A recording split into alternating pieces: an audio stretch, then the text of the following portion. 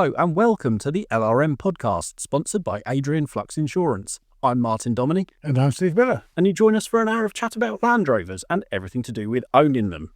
So, we've had quite a few listeners' questions and comments since we last did a podcast, just you and I. Should we kick off with them? Yeah, because last week we had Ian, didn't we, from RP Developments? Well, indeed, yeah. We went to go and see Ian at his workshop and had a good old chat with him, which went down a storm. So hopefully we're going to have a lot more guests this year. Sounds like a plan, doesn't it? It does indeed. Graham Elliott gets in touch. He says, "Hi, I was just listening to your excellent podcast while walking our dog, and you were talking about your best Land Rover experiences. Mine was the journey home after picking it up from the previous owner in the middle of some woods in the pouring rain." Nice. He bought it from the middle of some woods? Apparently. I'd wanted a 90 since I was 15 and leafing through the latest parts supplier catalogues, in brackets, no internet back then, so this must have been a while ago. The stars finally aligned and I finally bought my 90. He says, oh, hang on. Sorry. He's wanted a 90 since he saw them in parts supplier catalogues, not he didn't buy this out of a parts supplier catalogue. I get you. I got my wires crossed. I'm sorry. Okay. He bought this one off Facebook Marketplace, which, as we know, is probably one of either the best or worst places to buy a Land Rover. It depends on the seller. Indeed. He goes on to say, the Facebook Marketplace advert wasn't the best, and I'd noticed it had been up for a good few weeks and still hadn't sold.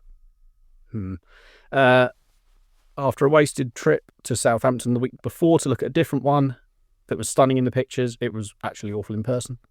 He said, when we met the seller in the middle of a forest where he was storing the 90, which doesn't sound suspicious at all, No.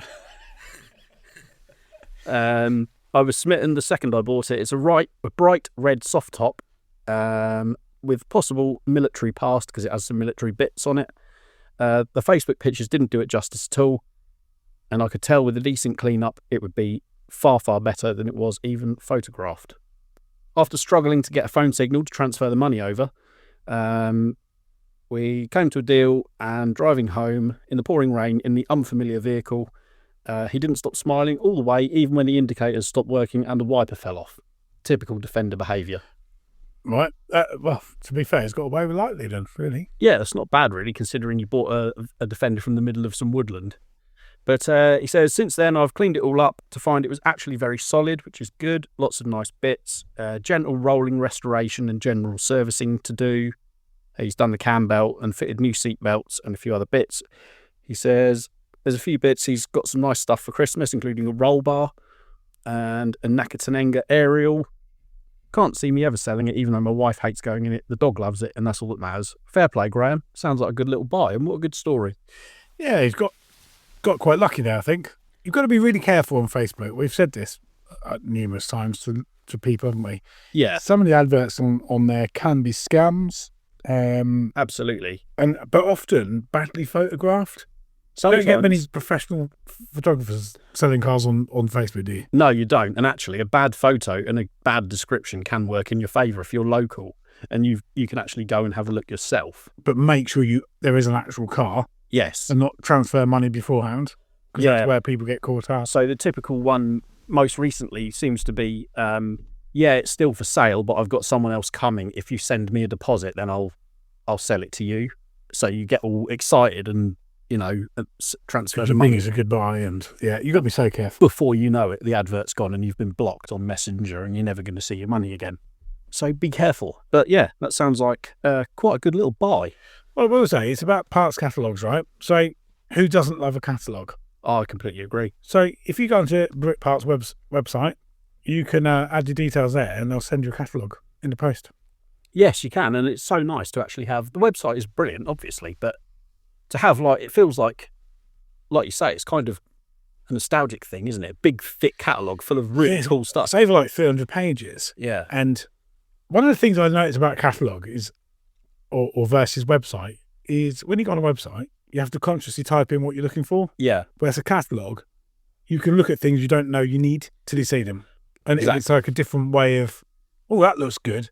And then you start researching the part numbers, finding out how much it is, and you're building up a shopping list. It's a lot easier, I find. And actually, even if you do know what you need, looking it up in the index and then going and finding it and looking for all the part numbers and all that stuff is actually quite nice.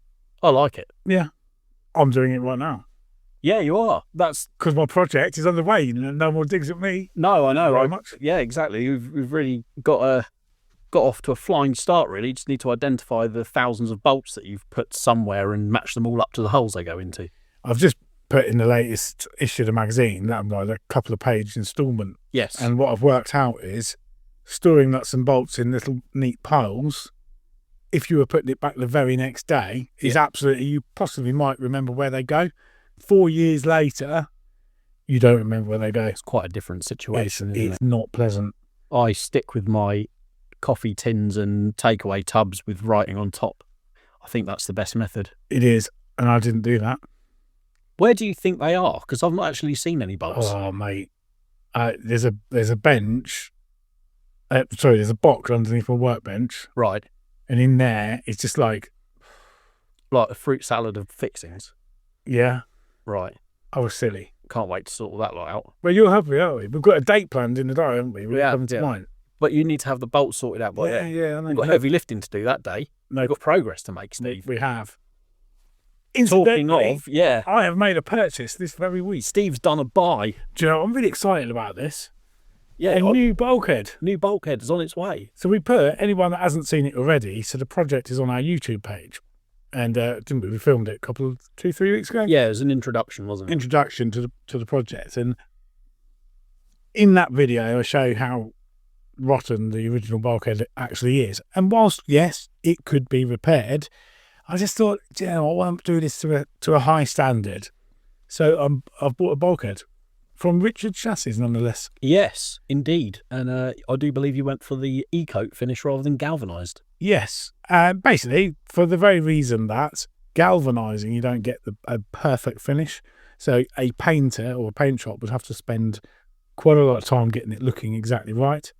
If you wanted that kind of paint finish, by the way. Yeah, you sure. wanted perfection. An e-coated, painted correctly, and then cavity waxed and all of the good stuff, that'll last me out. Well, e-coat is used in new vehicle manufacture as well. So yeah, because the primer's already on. Yeah, though essentially. E-coating I don't think existed back when Defenders were, well, certainly when yours was being built, and now it does, and it is a very effective rust inhibitor / corrosion protective coating. So you're already, way ahead of what it would have been new when your 90 was built. So, yeah, I mean, it's going to save a load of work, isn't it? And it's still going to last decades, not years, but decades. And apart from putting in, because when I made the order, I get the order acknowledgement through, and they send you like the plan of how to paint it based on the coating it's got, and then where it needs seam sealing. Yeah. As well, it just gives you like a little diagram that you follow. It's like, yeah, I could do that. Seam seal is one of those where it's certainly if you've seen something like an old Discovery or Range Rover and the seam sealer's gone all crusty and lifted and the water's got behind it. Yeah, that's that's often where a lot of them start to rust, like in the footwells and the B pillars and things like that. So getting your seam sealer right, using a quality seam sealer and a decent brush to make sure you get it right in the edges with no bubbles is key. Okay, we'll have to have a look at that. Yeah, it's pretty straightforward, but it's like you want to do the best job you can. Paint it on with a brush, don't you? Like just brush paint it on the edges. Yeah. Yeah, it's like a thick, it's quite a weird consistency. It's like hummus. Oh, nice. It's like a pasty. Come with a carrot stick to put it on. Yeah, it's the same colour as well. You could probably play a pretty good prank on someone, I think. So where will that go on the e-coat then? Yeah. Put that on the e-coat, straight over. You might have to key it up with Scotch or something. Yeah. Richards would be able to tell you. Yeah, sure, but I need to read the paperwork. You need to make it adhere because, like I say, yes, it would still take years, but once water gets underneath it, it finds it very hard to get out. Yeah. With a Defender, you've got to be a bit more with anything, really. Absolutely. Okay, cool. Anyway, I've made a purchase. Yes, indeed. I haven't told my wife yet. Oh, okay. Well, I've got 3 or 4 weeks before, because the lead time at the moment, But you've paid for it, so surely No. Oh, do you pay when it gets delivered? Well, before they send an invoice, when it's manufactured, you then pay. Right, okay. And then arrange your delivery or collection. Got you. Oh, fair enough. All right. She'll love it anyway. She'll use the flipping thing out of your garage. So pulled the trigger this week. So yeah, exciting times. Talking of projects, if you're listening to this on the day it got released, our latest YouTube video on my Series 3 rechassis will be live for your viewing pleasure. Displeasure. hopefully pleasure. But yeah, check that out if you want to. Obviously, the Land Rover Monthly YouTube channel, we're really concentrating on that this year. Now, I've had a look at, I've had a sneaky preview. Well, basically, I filmed it, didn't I? You did. You were a professional cameraman. Yeah, basically. You were in a particularly good mood. So anyone that's seen Grumpy Martin can watch Happy Martin. Yeah. What a treat. Yeah. The reason I don't see Happy Martin very often, so it's a pleasure to see. Cheers, mate. It's when I knew that it would be done and finished that day, so I was really, really keen to get it, all bolted back together and go and drive it, which we did in the video. So, do you notice when you're in a good mood, how when you're optimistic and you're in a good mood, how the whole day goes even better? Yes. Nothing goes wrong. It kind of all happens perfectly. I remember that day, we'd already made quite good progress on a lot of different areas and things were really coming together and it was looking great. And I remember asking either you or Neil for the time and you were like, oh, it's just gone 12. And I thought it would be like 4 in the afternoon because you've been struggling and everything's been fighting you. Of course, yeah. And it eats into your day. But actually, that just goes to show how much we got done in such a little time. It was a really nice day. Yeah. And it comes across on the video. So yeah, check it out. You can also, if you're going to our Malvern Spares Day on the 2nd of February, check out my Land Rover Series 3 will be there in the restoration. So you'll be listening to this 3 or 4 days before the event. Yeah, so if you weren't going to go because it'll be really good. It's shaping up really nicely. The restoration hall and a few clubs. It's kind of grown bigger than we first anticipated, it's fair to say. I reckon the new hall will be full. Yeah. Which is always a good sign. And it's, as we've alluded to before, kind of a mixture of stuff, predominantly Land Rover, obviously, but we've also got a tractor club and Mini Club, I believe. Yeah, we've got Mini Cooper register. We've got Triumph TR register. We've got a few bits and pieces. Not all British, though. Yeah. Basically sticking to that theme. And yeah, some good stuff coming along. There you go. So bring your money. Kick some tyres of some other vehicles. And, of course, the main event is obviously the big auto jumble. So I can't wait, right? Because I'm going to, this is the plan. Are you going dashboard shopping? Well, I'm going shopping, just to see. Hopefully by then I'll have a bit more of an idea of all the used parts that I want to buy. I don't want to buy just all new stuff. Yeah, sure. You want to keep it looking like it's a 40-year-old Land Rover, but yeah, so I'm going to get rid of the high-vis jacket because that'll be first thing in the morning when I've done the work. Then I'm going to go shopping. And if you're a trader and you're listening, be nice and smiley and happy because it makes our day. I was going to say, if you're a trader and you see Steve, charge him double. Don't say that. No, I thought that's what you're going to say. Be cheerful, it'll be good. Get the day kicked off. Oh man, I absolutely love these days. I love our events. Yeah, and LRM Live is shaping up to be a gem as well. Yeah, that's what we're talking about at the minute. Back at Malvern in May, yeah, full steam ahead with booking trade and all sorts. So we've got some cracking traders booked, haven't we? And do you know what's interesting? So you get your trade that come have followed us year 1, year 2. Yeah, they almost like, yeah, of course we come in. Yeah, so I'm going to ring them. They go, yeah, of course we come in. So, but a lot of people who have been ringing us are new people they've never been before. It's so good. Big traders as well. Really good. Really, really exciting. And yeah, we're chuffed with it, aren't we? It's going to be a great weekend. What I will say... I should, just before I forget, if you are listening to this on the Wednesday, you've only got a few days left if you want to get on the early bird tickets to book for day and for camping.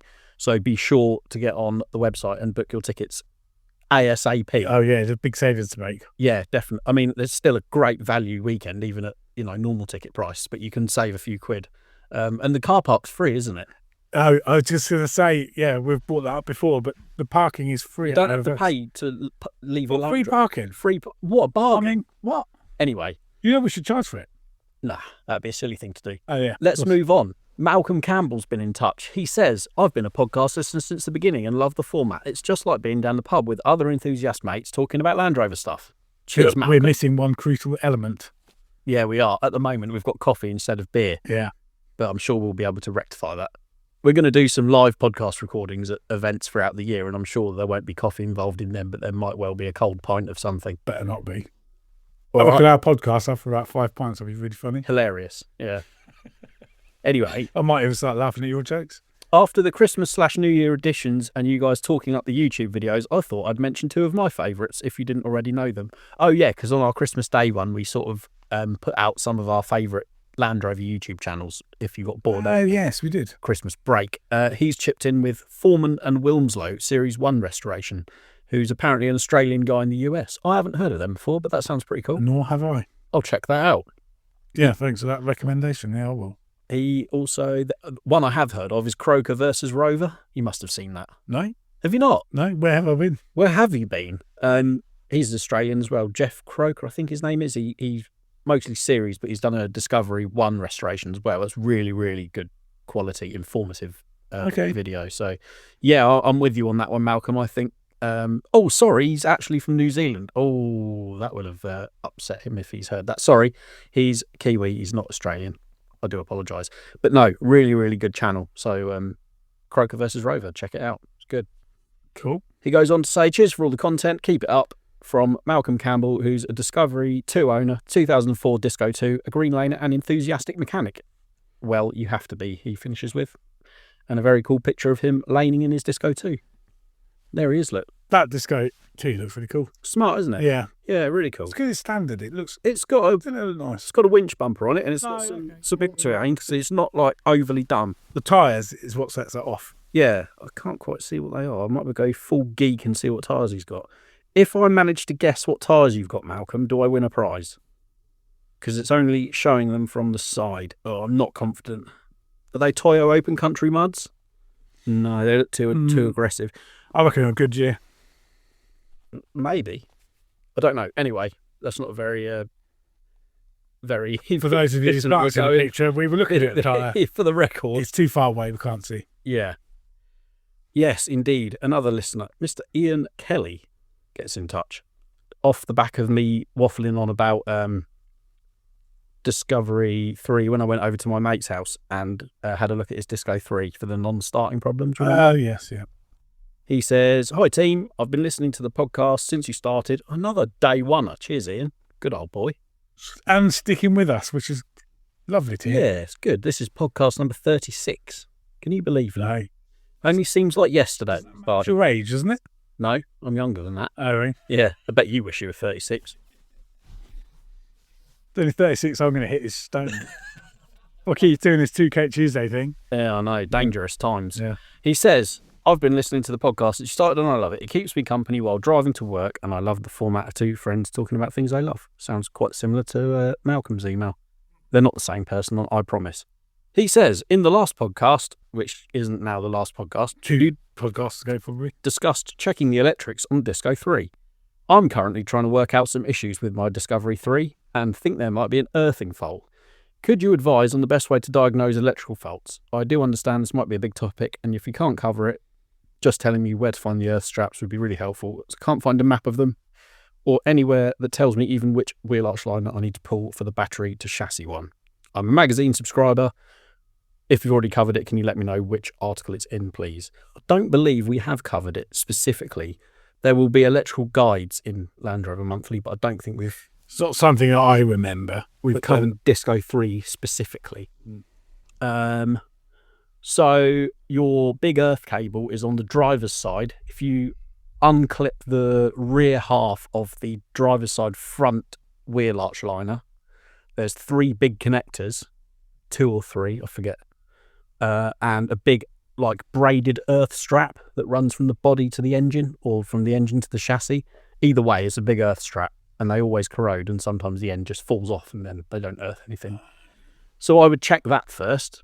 You've also got one on the transfer box, so I'd check that. And you've also got smaller ones. Anywhere there's a fuse box, generally, you will have earth cables that go to little studs on the body. So under the bonnet on the right-hand side, as you look at it, there'll be earth studs there.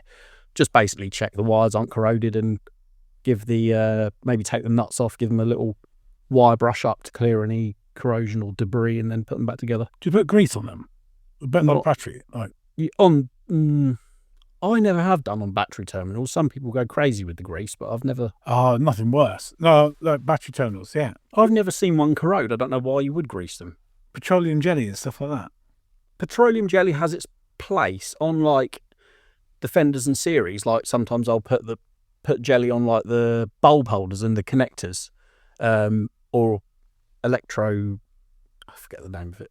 This grease that's designed for electrical connections because it keeps the water out. Ah, okay. Because as you know, I was just gonna say I put it all back actually.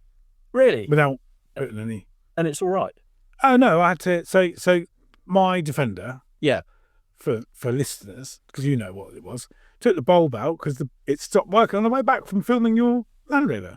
Right. I've got a double, you know, when the indicator double, Yeah, it flashes really quick. really fast, and I see that it was the near side rear bulb. I thought, okay, I carry spare bulbs with me. Yeah. So I pulled up on the driveway, got the little screwdriver out. I thought I'd just quickly change the bulb on my way in. It did, and as I pulled it out, the 2 little pins on the, where would the pins be? I can't remember. Oh yeah, took the bulb holder off. Yeah. Because the new bulb didn't make it work. Yes. So I thought, there must be some water in here because it was absolutely raining, horrible. And then all the 2 little metal pins had corroded in the actual. So it's a female plug. Female, isn't it? yeah. But then the bulb holder is male, and where it plugs on, the pins break off. Basically, they get weak and snap off. I had to get some really, really sharp pliers to pull the pins out. Yeah. Sprayed it with WD-40, washed all the mud, all the rust out. So in that area, I had to get a new bulb holder. It was all crap. it's so common on Defenders because there's no real protection. You've got that silly plastic flap at the back of the tub, but it doesn't really do anything. The most salt, yeah. So yeah, in that, like, for things that are in the firing line of your wheels, then I would use a little bit of petroleum jelly or electra something grease. Someone will tell me what it's called. Dielectric grease. That's it. Oh, okay. But no, I wouldn't bother putting it on. I don't understand why. All it's doing on battery terminals is making dirt stick to them. I don't know why you would. Oh, it's horrible. You go change the battery and your hands are absolutely covered. Yeah, well, you need to whip the earth lead off the battery to do something, and it's like an absolute, white grease or lithium grease everywhere. I've never understood it personally. But so it'd be interesting to find out if that fixes that problem. yeah, well, it doesn't really go into detail on what the problem is. But if you want to drop us another email, I will have a little look into it. But actually, that reminds me, you can go, if you sign up to Land Rover Monthly magazine on exact editions, you can go back to 2015 and all the tech guides are on there. So if you want, that's tons and tons and tons of content for not much money, head to exact. It's great, and it's all searchable as well. It's really, really good, those. Yeah. Talking of electrical things, I haven't used the satnav in my Freelander 2 since I bought it until the other day when my phone was running out of battery, and I thought, I don't really know my way home. Yeah, they're not great. They weren't great when they were new. No, they weren't. To be honest. Let me tell you, they have not improved with age. Not like you, this. Well, no. To give you to anyone who's sort of familiar with East Anglia or the Midlands, it didn't know the Catthorpe interchange had got rid of the roundabout. Is this junction A14 M6? Yeah. It thought the roundabout was still there. I remember, do you know what? It's been that long that I forgot that was even a thing. That was a nightmare, that junction. I remember when I used to go on training at Land Rover, and I used to come back on a Friday evening from Leamington or Gaydon back to my house in Cambridgeshire. You'd sit there for forever. Do you know on the Google Maps, right, the A14 there, that stretch, they still call it the M6. Oh, really? Yeah. Where did the M6 run up to then? Well, A14 used to run to that junction. Right. And then the M6 would pick up sort of junction 1. What they've done now is fantastic compared to the M1 and the M6. Yeah. Well, yeah. But that was an absolute hassle. I can't remember queuing there. But yeah, the Catthorne. Anyway, my satnav, we digress slightly onto the UK road network. But I confused the satnav by driving from the A14 onto the M6, and it was like, hang on a minute, you're not going round a roundabout. What are you doing? You haven't slowed down. And it had a little meltdown, and then it came back. But yeah, it's a really, really not very good system. No. I've heard good things about Extrons. Have you heard of Extrons? No. They're like a replacement head unit that you fit, and it's got Apple CarPlay on it and its own satnav. Oh, no, okay. It's like a modern integration that you can run your phone through. So I might look into that. They're quite expensive. I don't know about Extron. I've heard of do you mean replace the entire head unit? Yeah. The satnav screen, you get rid of that and you put it where that used to be. I don't know if they're expensive, but I've heard about an update in other car types with Apple CarPlay. Could be £1,000. Yeah, I don't think they're that dear for Freelander, but I'll have to look into it because it does need I rely on my phone for nav and music and everything, and it would make so much more sense to just have it actually stream through that. But have you seen the Stinger for Defenders? the whole like almost replacement centre dash for TDCi Defenders, and it has a massive like almost not quite as big as a Tesla screen, but it's like super modern. Yeah, I have. They're really smart, aren't they? Yeah, we had them in the product section in the mag once, didn't we? Yeah, that's right. Yeah. Yeah. They're they seem to be getting quite popular. I've seen a few pop up in vehicles that are for sale, and I think they've done a neat job of that. Good OEM plus finish. Yeah, because you can obviously fit double dins to normal Defender centre dashes, can't you? But I find that they sit a bit low. Anyone else have that problem? Like you sit quite high in a Defender and then the screen is kind of low in the back. I can imagine you would, yeah. Whereas the Stinger one comes up a lot higher, and it's, really nice bit of kit.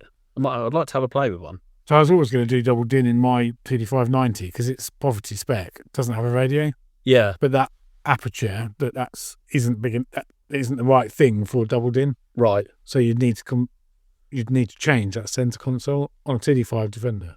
Oh, I see. Yeah, because yours has got the big plastic centre console, Yeah, doesn't so it? you can go to like Mud, UK, and either get a single din or double din Yes. version. Yeah. And I do have one in stock, actually, double din, Oh, okay. but I've never done it. Well, why have a radio in your TD5 and you can listen to the dulcet tones of 5-cylinder turbo diesel? I don't think you'd hear it. You just sing along to yourself as you go down the road. Yeah. We have like a rolling playlist of songs in when we come into LRN Towers. We won't bore you with any of them, but they're quite entertaining. But, I call it music Tourette's. it is a bit like that, isn't it? But it's only ever the intro because we don't know all the words. I don't know any words. We're proud to partner with Adrian Flux, an insurance broker that specialises in covering all types of Land Rovers, including classic, ex-military, modified and Q-plated models. Adrian Flux offers a range of optional extras to make the policy your own and can provide cover for off-roading, green laning, agreed value and build-up cover. Plus, they even offer a discount of up to 15% for Owners Club members. Simply search Adrian Flux Land Rover Insurance for more information or call them directly on 0344 728 0417 for a quote. Anyway, isn't it time you did Feature of the Week? Well, Steve, as you all know, the latest issue of Land Rover Monthly has gone on sale today, if you're listening on the day this podcast comes out. So yes, it is very much time to talk about Feature of the Week. And Feature of the Week is the cover story from the March issue of Land Rover Monthly, which is probably unlike any Land Rover you've ever seen on the cover of a Land Rover magazine before. Never seen one like that before. No, I don't think there's many of them about that are built like this, to be fair. You've probably, if you've spent any time on TikTok, Instagram, YouTube, whatever, you may have seen clips of this Land Rover going sideways with the back tyres on fire around Mondello and other racetracks. It's having the crack rally race drift teams Defender 90. And what a cool thing it is. That's Billy U, that is. I love off-the-wall stuff like this, and they've done an absolutely amazing job.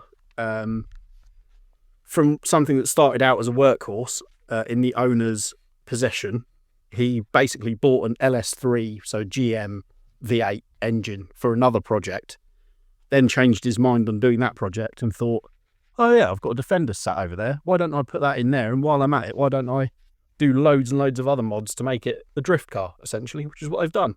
So yes, this thing is, well, as you will have seen from the cover, unlike any other Defender you've probably ever seen. It's converted to rear-wheel drive, uses BMW front suspension with modifications to give it loads and loads of steering lock. And yeah, it's got a big, powerful GM V8 under the bonnet, and it lights up the back tyres on demand. And it's got all sorts of race and rally touches like a hydraulic handbrake, full roll cage, fuel cell, swirl pot, all the motorsport stuff, but in a Defender. Really cool. Really, really cool. Yeah, it looks great on the page. Yeah, Isn't so, it? I mean, I won't give too much more away because you'll have to buy the magazine to get the full lowdown and the full story on it. But yeah, I'm chuffed with how that came out. The feature, Dan Sherwood went down south to the south coast and got this in the bag, and what a fantastic job he's done. I think, yeah, I'm absolutely made up with that. So yeah, that's in the March issue of Land Rover Monthly. Be sure to go and grab yourself a copy.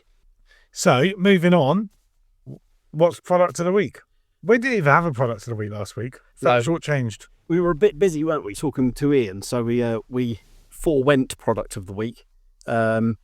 This week, we're going to have lock-on impact socket set, which is from Sealy, at the very, very reasonable price for the quality of the sockets you're getting, £239.94. Basically, you know what it's like. You get rusty bolts and nuts and stuff on Land Rovers, and you get your socket on there, and there's a bit too much play, and it rounds off, and then you're swearing and, Okay, yeah. reaching for the angry spanner, as you call it. It is angry. Well, these are specially machined. They have specially machined flutes in their walls, which give a 85%. They grip onto fasteners, which are up to 85% rounded off, which sounds pretty cool. I'd love to try. It's most Land Rover. Yeah. Anything I've ever had anything to do with. Incredibly rusty, and certainly fixings like maybe under tray bolts and things like that, which have been on and off more times than the proverbial. This comes in a really heavy duty case, sockets from 10mm to 32mm, and they're all colour coded for fast identification. So if you spend a lot of time in your workshop working on rusty old junk, this looks like a good buy. You probably only need to buy them once. You got them for life. You would, yeah, exactly. And they are product number AK5636M, should you wish to buy them, from sealy.co.uk. Cool. Yeah, I think so. When you got fixings that are slightly rounded off and you don't have those. Yeah. Right. So you got your 16 side, haven't you? Is it 16? How many sides? The standard socket is 6-sided. Yeah, 6-sided. Then you got the multiple one. Yeah. How many sides? 12 point. 12 point. Yeah. You call them 12 points, not sides. But I always find to use the 6-sided ones better. Yeah, they are, because you've got more purchase on the fixing. So you've got the flats that engage on the flats. Yeah, of course. Yeah. The 12-point ones really come into their own in really tight spaces, because obviously with a 6-sided one, you've only got 6 opportunities to get the socket off. I get you. With a 12, they're a much finer drive, but you pay for that with grip. So you're much more likely to round a bolt off with a 12-point socket than a 6-sided one. Yeah, I certainly have learned that lesson. Which is why you need both.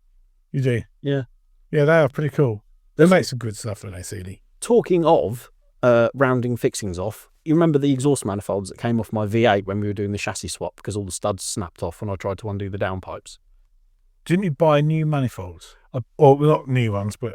I bought second-hand ones that had new studs in for time saving. For the time saving, yeah, I remember. Well, I have recently restudded my old manifolds because they were just sat in the corner of the garage, and I thought I should do something with them. I wondered what you were doing, because didn't you share a picture or somewhere on your... Yeah, I put it on my Instagram story, and basically I'm glad I did get those other ones with the fresh studs in, because they put up a fight, to say the least, the old studs, because the majority of them had snapped off anyway.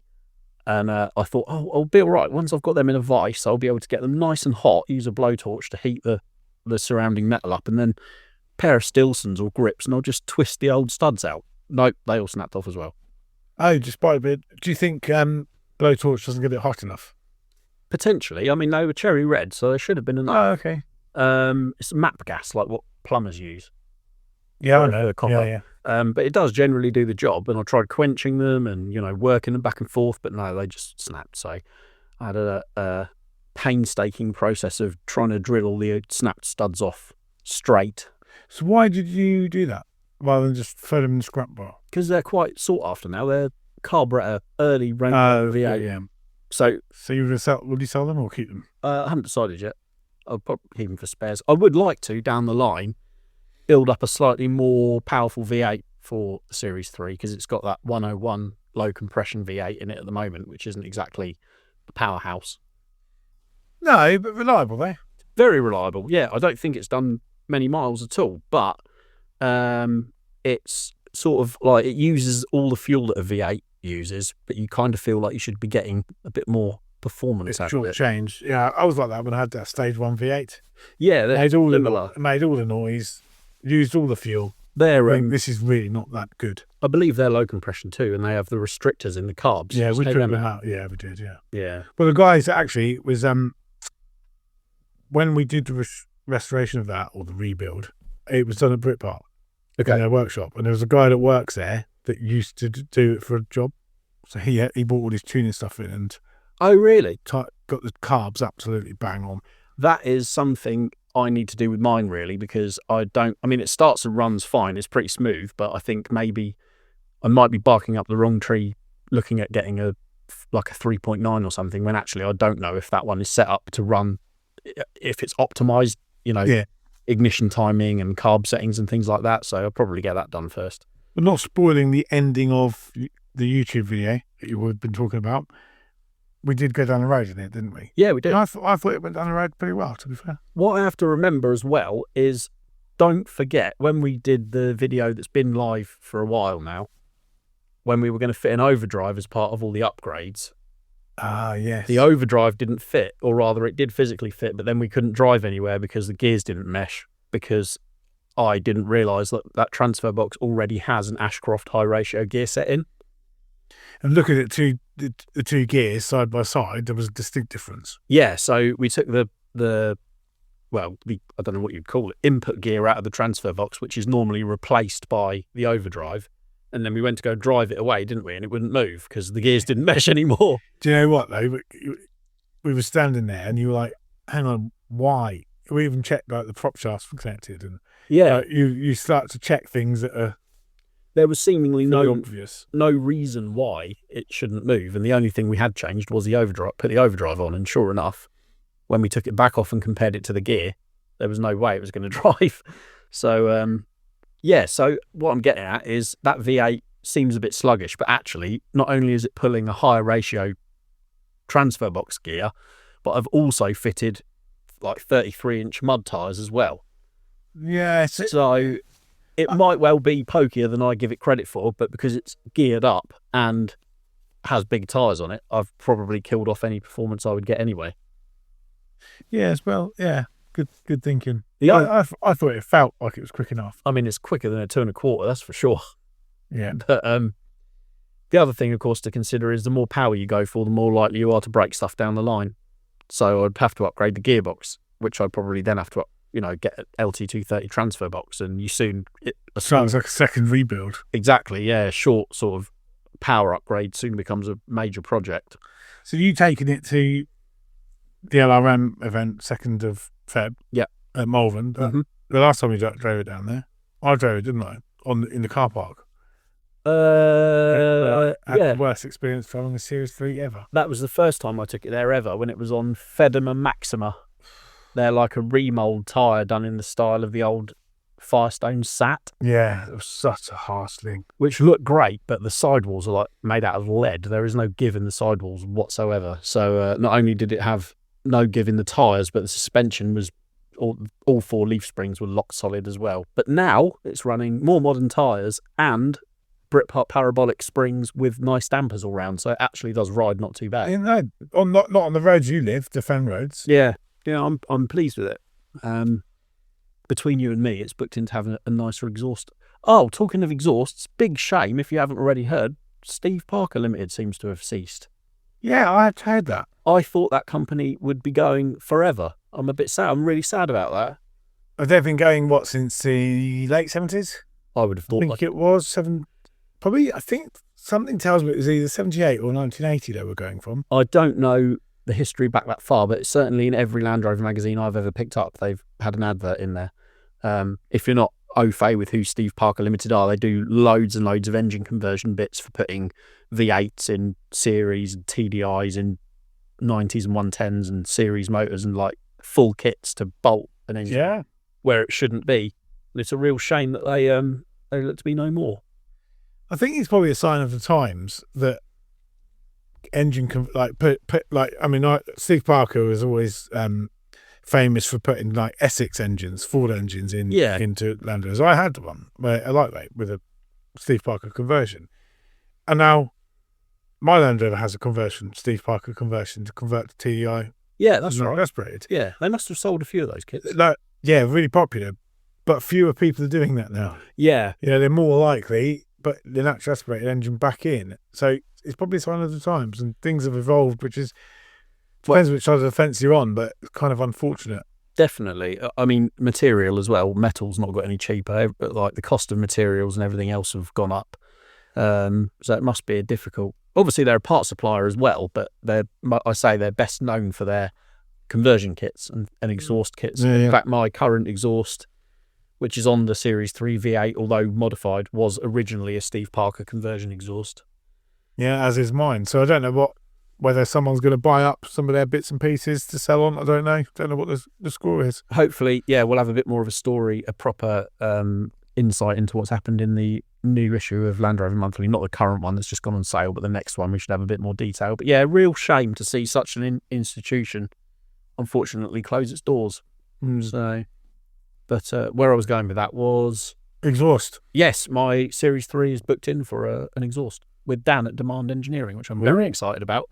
Someone's doing well. Well, the thing is, Steve, now that it looks all nice and shiny underneath, despite having slightly muddy axles, I thought... Well, no one's mentioned that on YouTube. Well... About the state of the axles. No. But, yeah, I thought, as I say, my front section, the conversion exhaust, been repaired loads of times, and I've had to, like, bash it in so it clears in places, and it's all a bit of a lash up. So I thought it deserves to have a nice exhaust. So Dan's going to hook me up, and we're going to... shoot some video and do some behind the scenes stuff, and maybe even record a podcast with him if he's up for it. Yeah, they asked him. I believe I've broached the subject. Is that the word I'm looking for? Yeah. So you haven't breached it. I haven't broached it. I've definitely broached it, not breached it. Anyway, yes, we're going to do a podcast, and I'm just going to sit a microphone in front of him and have a chat with him for an hour. Yeah, just don't tell him, because people get nervous. Element of surprise. Yeah, definitely. No, what could possibly go wrong? So we have some guests lined up. I'm not going to give any names away yet, because some people don't know they're doing it yet. No, indeed. We're going to rock up and say, yeah, by the way, we're recording this. But yeah, no, I'm doing one tomorrow, in fact. Oh, exciting. Yeah, without me, you see. That's twice now. Who else did I do without you? Jimmy DeVille. Yeah. Yeah, that's right. Oh, I tell you what, we've got some real good ones in the bag already, which we can't release just yet. Some really, really interesting. Yes, another one without me. 2, actually. What? 2. Oh, I don't even know about the other one. Yeah, so stay tuned. And if you haven't already, can you click follow or subscribe on Apple or Spotify or whatever you use to take in your podcast content, because it really helps us out. And if you want, leave a little review or a rating. Anyway, I'm going to stop banging on about that now. Yeah, it's going to be good, though. I'm excited. Yeah, I've got a few people lined up on my travels, which will be quite interesting, because no one wants to listen to me and you rabbit on too much. No, I'm sick of hearing from you. I was sick of it. Yeah. Do you know what? I wish I could book a month and go all the way around the UK doing podcasts with all the people from the scene who have been either newcomers who are new, fresh, interesting, cool businesses, and of course the legends from years gone by through the Land Rover scene who are still doing their thing today. And the stories that are out there, we really need to go and get them. I think we'll have to make a point of going and just doing a big tour with our recording equipment. And that would be good. How good would that be? It's kind of the reason why we do this podcast. Remember some of the conversations we've had, and we've often said, if this was recorded, it'd be brilliant for people to sort of hear. And now it can be. It can be. And also, we're going to do live ones. We're going to do live ones at LRM Live and at Billing. Yeah, Billing Off-Road Show. Don't know about timings yet. No, it's early days. It's early days, but we will be there. Definitely. Yeah, I'm really ready. Well, we want questions. It's easy to answer questions than try and preempt what people want us to talk about. We're going to have a microphone in our hand for a lot of the Billing Off-Road Show, because we'll be, of course, up on the stage doing the show and tell as well. So hopefully, microphone in one hand, pint in the other. Never managed that. Yeah, I'm not going to drink as much. You've said that the last 2 years. Yes, standard by an empty shower gob. Yeah, that was good. Just goes. Cool. But yeah, LRM, if you're going to go to 2 events this year, 2 shows, if you want to call them shows, LRM Live and Billing Off-Road Show, for crying out loud, book your tickets, because it's going to be a really, really fun definitely time. Both of them. They're the ones I look forward to. Although, in fairness, thinking when this one goes out, in February, we've got the Expo. Yeah, that's Staffordshire. Really enjoyed it. We spoke about this on New Year's Day, didn't we? We gave away our list. Our sort of show calendar, but I do like the Expo. Sort of first indoor. It's kind of a shopping experience. It is, yeah. As much. Vintage, really. I got some really, really, really cool stuff. So yeah, I'm looking forward to that. And if you see me there and you want a sticker, I'll have a pocket full of LRM podcast stickers as well. Yes, and we will at our event in Malta giving the stickers out. Yeah, I'm excited for the Spares Day, which will be the Sunday after you hear this podcast, if you listen to it go live, because as we've already said, as well as the restoration, we're going to have Boom Racing there with their scale Land Rovers, Series 2s, 3s, Yeah, I'm looking forward to seeing them. custom scale 4x4 build. So yeah, always good fun. And yeah, I'll try not to geek out too hard, but I'm not making any promises. I know, because do you reckon you'll buy one? Yeah, I will. Not right now because I've got a bit other stuff on, but I will get one definitely. And I want to do a scale replica of my Series 3 Yeah, it'll be nice. because you can buy scale winches and like tilts and everything now. You can buy everything. It's really, really cool. So yeah, keep an eye out for that. I don't know if the 30-year-old NATO green will work on plastic if I'm going to do the body the same colour, but I'll have to find the equivalent. Thin it right down. Yeah, maybe. Do an airbrush. Do an airbrush. Talking of which, you've got cracking with a couple of model Land Rovers recently, haven't you? Yeah, I found one of the Haynes ones in my garage, Right. and I have assembled it, but I can't put the chassis, the screws it comes with. You can't put the chassis into the body. How do you mean? I don't know. I don't follow. So I've glued it all together. Did you buy all the extortionate paint that you need, or was that for a different? No, that's for another one. I found that in the garage as well. A Series 3 109 with a Sankey trailer. Oh, cool. It's quite a small scale. Right. But yeah, the paint, I think if you bought all the paints on the Airfix, it's like £35 or something. And the kit probably would have been 20 quid, wouldn't it? The kit, it's probably one that's like $14.99. But yeah, it's like £50 for a model. But it's quite therapeutic. Yeah. Well, I used to do loads of Airfix when I was Yeah, I've young. never really done it before. Must have come of age or something, I don't know. Yeah, well, they're quite nostalgic. Well, we said before, didn't we? Like, that stuff that you really loved as a kid comes back round, doesn't it? When you've got time and, a bit of cash to get back into whatever you were into then. It's perfect, isn't it? Spare cash, you say?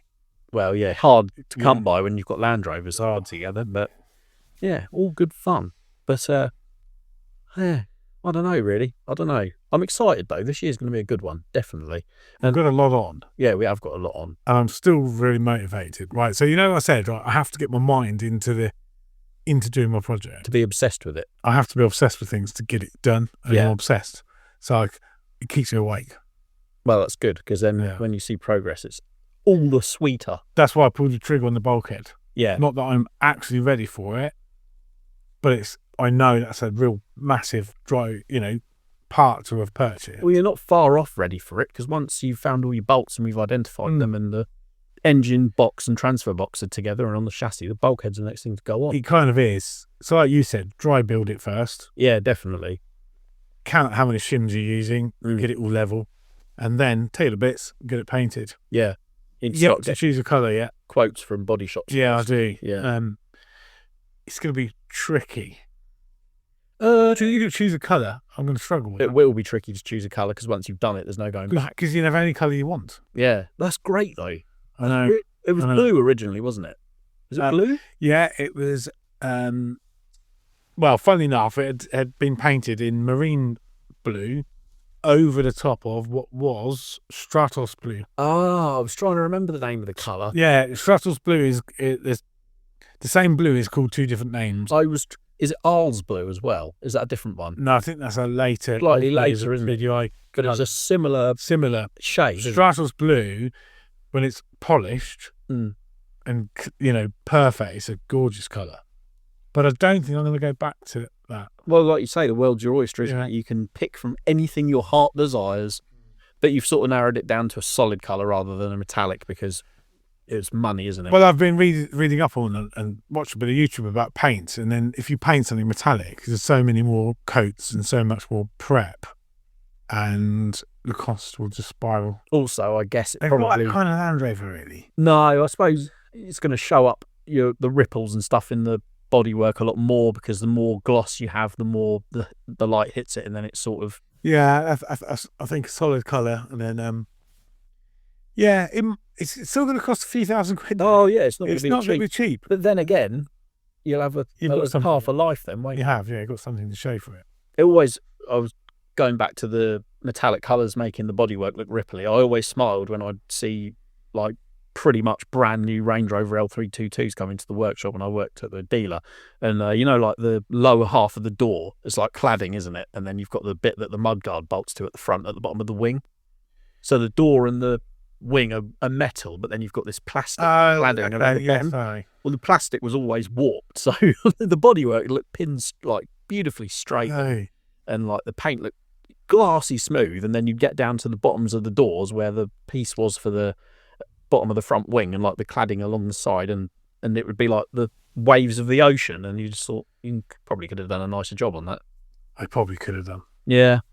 I suppose if you smash them off-road, then they're easy to replace. But then how many brand new L322s went off-road? Off-road to the garage. Well, the less said about that, the better. I still maintain they're a good car, and I would like one. But we're not going to get hung up on that. There's also, in possibly next week's podcast, I'm going to dive a little bit more into the latest issue that's just come out, because it really does have probably one of the most diverse ranges of Land Rovers in it, in any magazine for quite a while.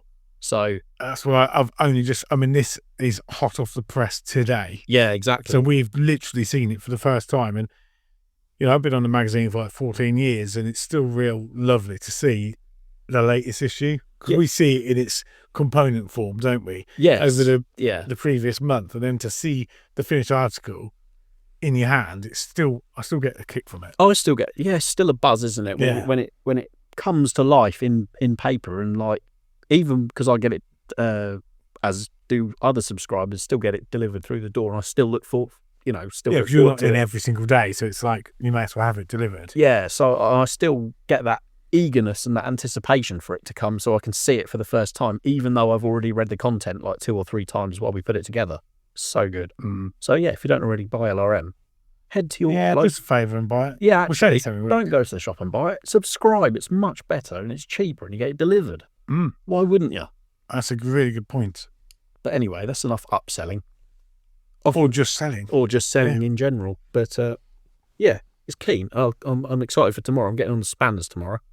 What are you up to? I'm helping a friend fit a winch to his Land Rover. Okay. Oh, I've got another little project on the go as well. I've got a lot on the go at the moment. I'm not going to have time for your novelty. So the deal when we shook on this? I've got a friend of mine's getting married in June or July, I think. Oh, dear. And his other half has got a Series 2A, a really, might even be a Series 2, actually. It is a Series 2. I think it's a 58 Series 2, so one of the very first. And they want to use it for their wedding car, but it is in bits. It's in kit form at the moment, so I need to put some time aside and put that back together for them. When's their wedding? June or July. Oh, crikey. So how long? It's been off the road a long time. The wings are off it. The doors are off it. There's no front end. It's not turned a wheel or run for many years. So that'll be fun. I might do a little video on that if he's keen for it. Land Rovers on wedding days look really cool. Yeah, they do. Your 90 got starring role in someone's wedding, didn't it, last year? Yeah, just over a year ago. It was. Was it? Yeah. That looked really cool. Really smart. Yeah. Put all the flowers around the roof rack. Nice. Like, I drove down the road and they paid for a valeter to come along and polish it. Taylor, I believe they're called now. Oh, are they? Yeah. Well, he detailed it very nicely. Excellent. That was the deal. So he insured it for the week, and they cleaned it properly, and they used it for the wedding. It did look good. It did look good. Yeah, I remember seeing it actually before it went, and it did. That Coniston green just came alive, didn't it? Yeah, it's a good colour, that. It is nice. I had a good selection of Land Rovers at my wedding. I had my Discovery 1 at the time, so that was in the middle, and then my mate's 110, my mate's 90 Challenge truck, Discovery 4, a few others. It's good. It was a good look. I had 0 Land Rovers at my wedding. Why? What are you playing at? I wanted to make sure I got there. So what, did you go in a Hilux or something, did it? No. Land Cruiser. The only Land Rover that was at the wedding was old editor Dave Phillips, who came to my wedding, and he was in his Discovery 1. Oh. And that was that. It was the only vehicle. At least he added a touch of class. He did, yeah. Oh, well, I'm glad to hear it. I turned up. Well, no, the wedding was at the hotel, so it was all in place. I didn't need a wedding car. Oh, I see. Right, got you. Yeah. That's fun, isn't it? Do you know what? One of the most popular photos I get sent in for month in pictures, or your pictures in the magazine, is Land Rovers in weddings, and they do just look stunning. Some really, really cool pictures. They're Defenders, photogenic, aren't they? Range Rovers, just like, it's nice, isn't it? Heartwarming. Cool. All right, we'll end on a high, shall we? I think we'll wrap it up for this week, and we will catch you on the next one. Bye for now.